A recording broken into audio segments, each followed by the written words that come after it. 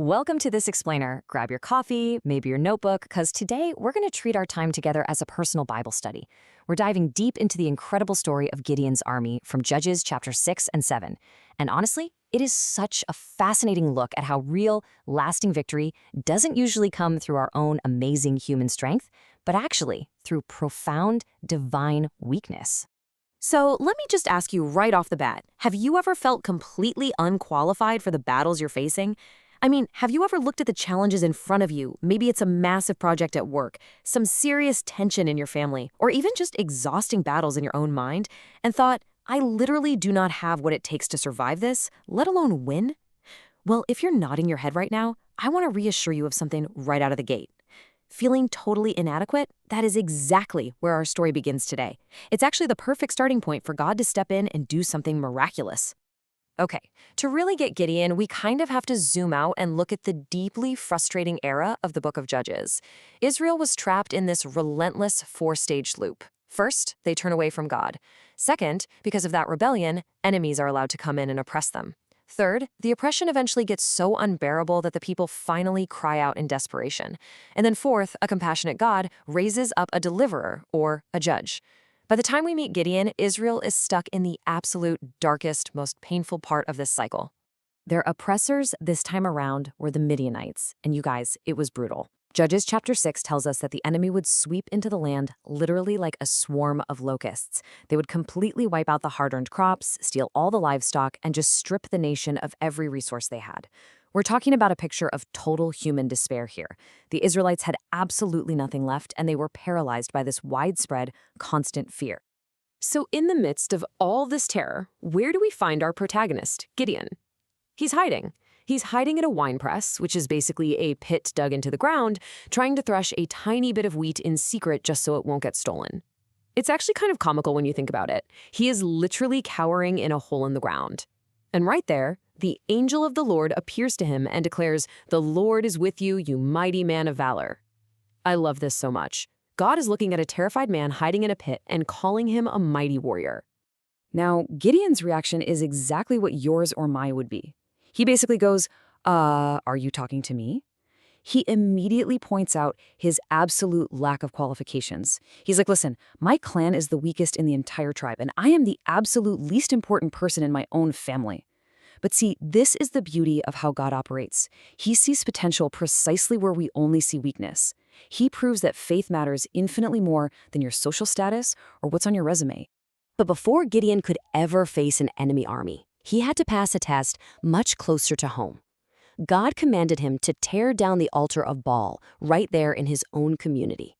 So I want to ask you to think about this for yourself. What spiritual idols might you need to remove in your life today? Because before God could use Gideon publicly, Gideon had to be obedient privately, right? He had to clean up his own backyard first and tear down the very things his own community was falsely worshiping. This reveals such a foundational truth about how God works. Repentance must come before deliverance. Spiritual victory always precedes physical victory. You see, Israel's absolute greatest problem wasn't really the Midianites stealing their crops. Actually, scratch that. Their biggest problem was their own disobedience and idolatry.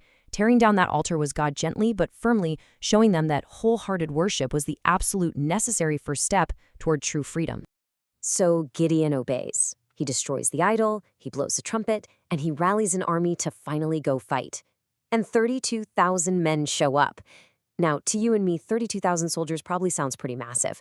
But historically speaking, the Midianite forces were vastly larger.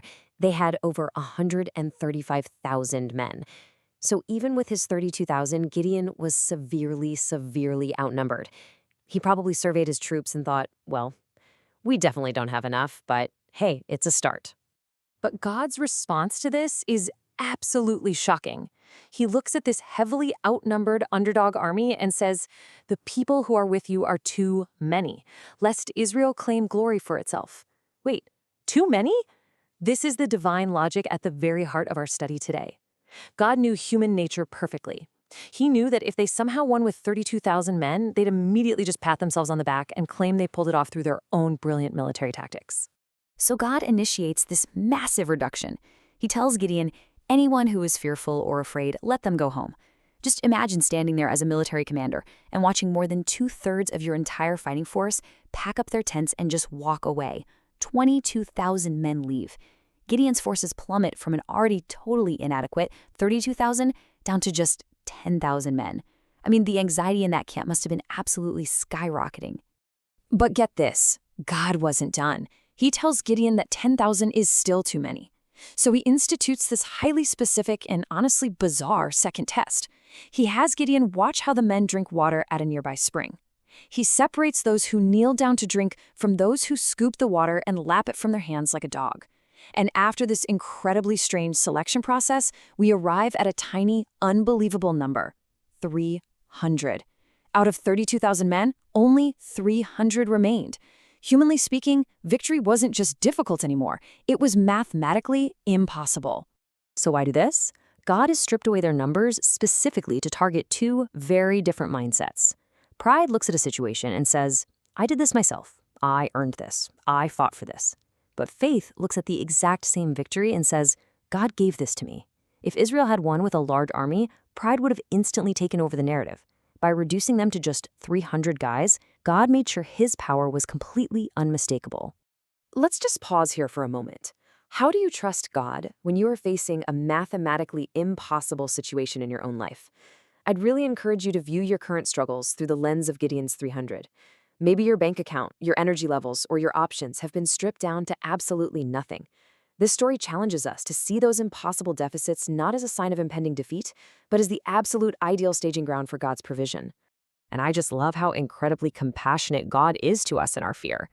Even after receiving God's promises, Gideon was still terrified. I mean, he only had 300 men going up against an entire empire. So God tells him to sneak down to the edge of the enemy camp at night. There, Gideon overhears a Midianite soldier recounting a dream that predicts the exact defeat of the Midianite army. Upon hearing this, Gideon immediately stops and worships. It's such a beautiful reminder that true courage isn't the total absence of fear. It's trusting God and moving forward in spite of it. So Gideon returns to his camp, totally energized, and lays out what has to be the most bizarre, unconventional battle strategy in military history. Notice there are 0 swords mentioned here. Step 1. Blow trumpets. Step 2. Break empty clay jars. Step 3. Reveal the torches hidden inside those jars. Step 4. Shout aloud. Can you imagine being one of those 300 soldiers? It required absolute blind obedience before any human understanding could even kick in. Picture this. In the dead of night, they surround this massive enemy camp. On Gideon's signal, they smash the clay jars. The total darkness is suddenly pierced by 300 blazing torches. The quiet air is just shattered by the blast of 300 trumpets, and they scream out at the top of their lungs, "The sword of the Lord and of Gideon!"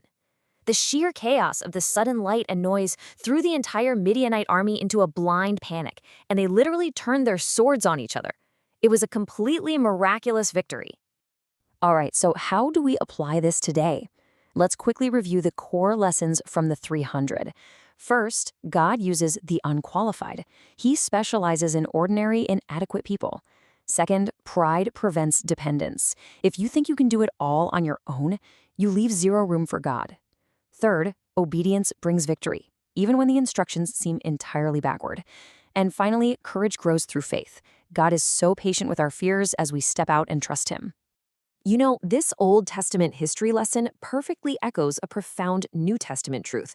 Thousands of years later, the Apostle Paul would write, "My grace is sufficient for you, for my strength is made perfect in weakness." This right here is the overarching theme of the entire Bible. God's power is revealed most clearly when human strength runs out.